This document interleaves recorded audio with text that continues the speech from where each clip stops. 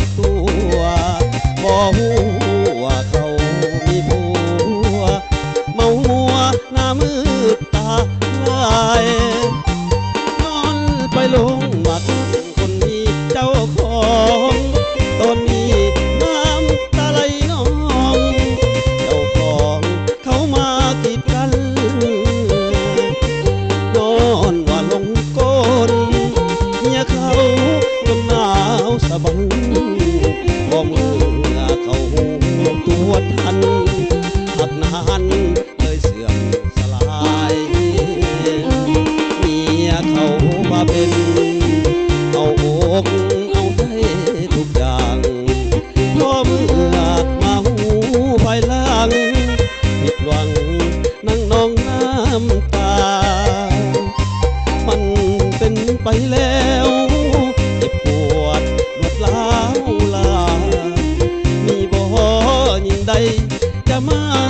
ซอยรักษาหัวใจให้ดีซ้ำใจย้อนเมียเขามาลวงเจ็บช้ำน้ำใจในสวงย้อนคือเขาลวงเขาหลอกเป็นคนใจง่ายผู้ชายอย่างเฮานี่หนอสัตว์นี้จะขออิ่มพอจะบอกขอหักคนผัวเมี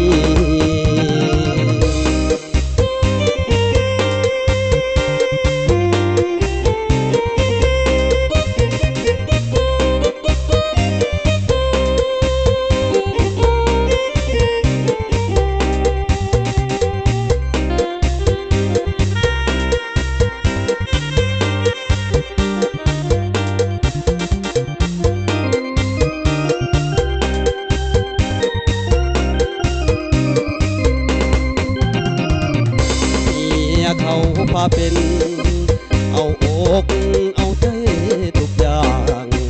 พอมือมาหูภายหลังผิดหวังนั่งนองน้ำตามันเป็นไปแล้วเจ็บปวดรวดร้าวลา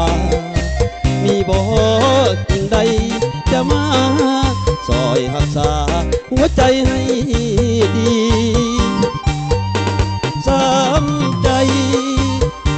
ย้อนเมียเขามาลวงเจ็บซ้ำน้ำใจในสวง